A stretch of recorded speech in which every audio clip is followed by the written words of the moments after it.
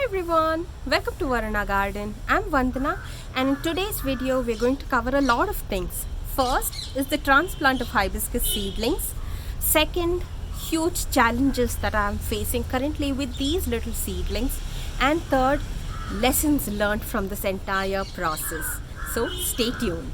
The first thing that came to my mind as soon as I saw this entire section of seedlings in the seed tray was how the hell am I going to transplant all of them into individual pots? To tell you the truth, the process is not so easy as I imagined.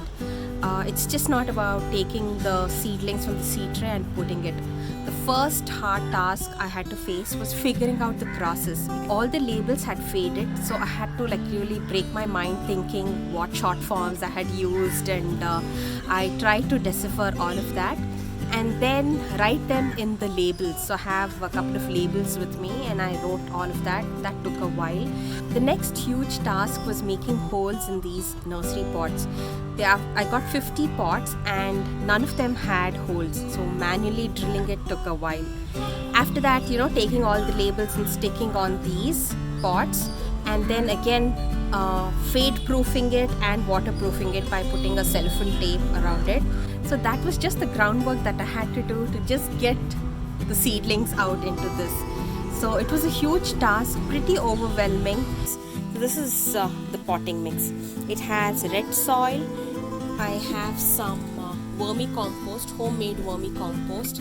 That is cocoa peat. And this is a little bit of sand that is there.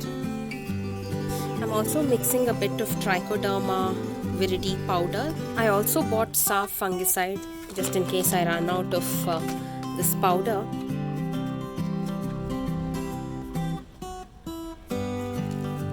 I'm covering it up with the same potting mix, and I'm going to top it up with a little bit of homemade vermicompost.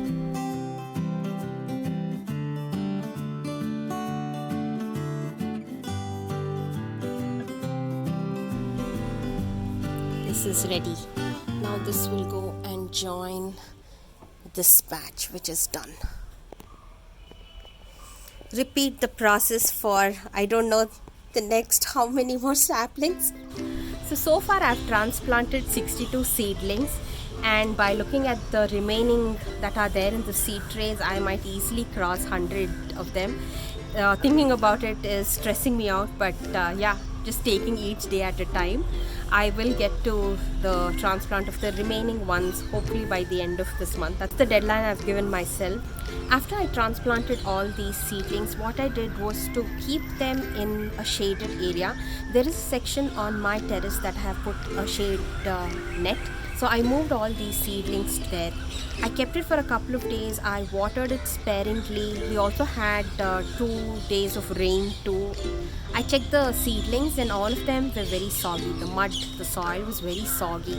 So what I did was shift one particular section of the seedlings into full sun, and they did really well. So that next task was to shift again everything out from the shade net into full sun, and now they are there.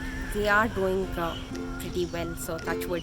I think one of the most important note to self as well as other enthusiasts is that to keep in mind that this is just the first generation, the first year cross.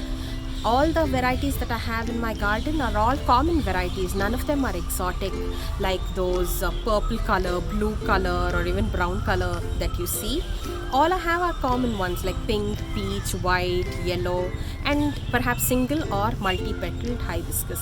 So crossing those are going to give the next generation are going to be something again very common that you will find at a nursery. To be able to get an exotic variety, I will have to cross-pollinate it about 6 times, like 6 generations need to happen, or I need to have an exotic hibiscus and then cross it with any of them. So with just common varieties, you cannot expect anything exotic. That's one of the first major lessons. Second major lesson.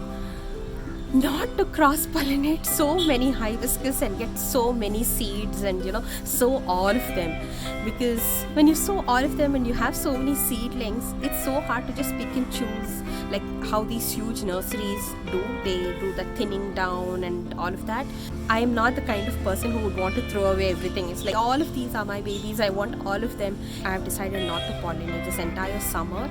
Let's see, let me get through monsoon, because that's the best time to cross pollinate and get the seeds, so that you can sow them during winter, and that's the best time. Next huge challenge that I'm facing is pests.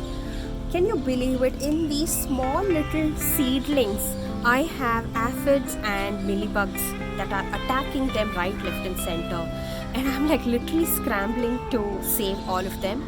Because they are small, I don't want to use any chemical pesticides. I don't want to use the neem oil solution because they are very tiny and I don't want them to burn. I don't know the proportions yet and I don't want to take the chance of trying that out. So just jet spraying with water every day, almost every day, and manually squishing out is what I'm doing. If any of you have better solutions for seedlings, do let me know. It would really be a time saver for me. Well, that was it, everyone. This was the major update number 4. I will hopefully get to transplanting all my hibiscus seedlings by the end of this month, and probably give you another update about their progress in a couple of months' time. Thank you for watching my video, everyone. If you have any questions about this, please do ask in the comments.